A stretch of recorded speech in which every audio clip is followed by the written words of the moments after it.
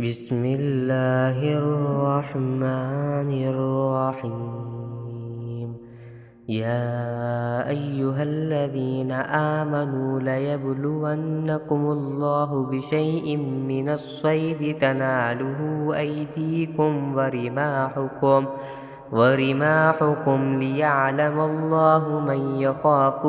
بالغیب فمن اعتدى بعد ذلك فله عذاب علیم۔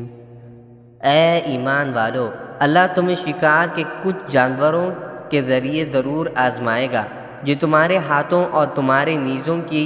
زد میں آ جائیں گے، تاکہ وہ یہ جان لے کہ کون ہے جو اسے دیکھے بغیر بھی اس سے ڈرتا ہے۔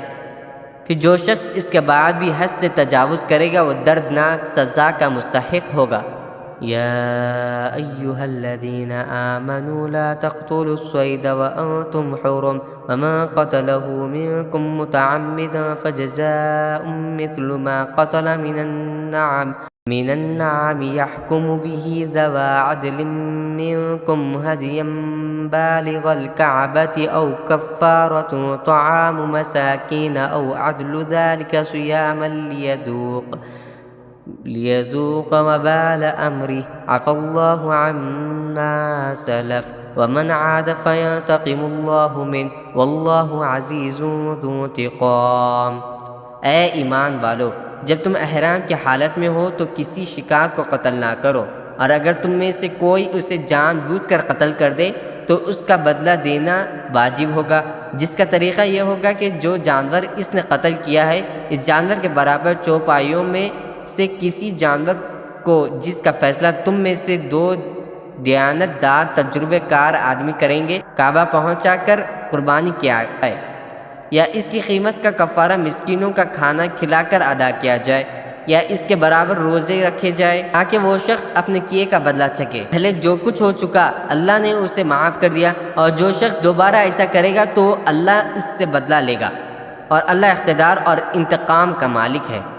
احل لکم صید البحر وطعامہ متاعا لکم وللسیارہ وحرم علیکم صید البر ما دمتم حرما واتقوا اللہ الذی الیہ تحشرون۔ تمہارے لیے سمندر کا شکار اور اس کا کھانا حلال کر دیا گیا ہے تاکہ وہ تمہارے لیے اور قافلوں کے لیے فائدہ اٹھانے کا ذریعہ بنے، لیکن جب تک تم حالت احرام میں ہو تو تم پر خشکی کا شکار حرام کر دیا گیا ہے، اور اللہ سے ڈرتے رہو جس کی طرف تم سب کو جمع کر کے لے جایا جائے گا۔ جعل اللہ الکعبۃ البیت الحرام قیاما للناس والشہر الحرام والہدی والقلائد ذلك لتعلموا ان اللہ یعلم ما فی السماوات وما فی الارض وان اللہ بکل شیء علیم۔ اللہ نے کعبے کو جو بڑی حرمت والا گھر ہے لوگوں کے لیے قیام امن کا ذریعہ بنا دیا ہے، نیز حرمت والے مہینے، نذرانے کے جانوروں اور ان کے گلے میں پڑے ہوئے پٹوں کو بھی امن کا ذریعہ بنایا ہے، تاکہ تمہیں معلوم ہو کہ آسمانوں اور زمین میں جو کچھ ہے اللہ اسے خوب جانتا ہے، اور اللہ ہر بات سے پوری طرح باخبر ہے۔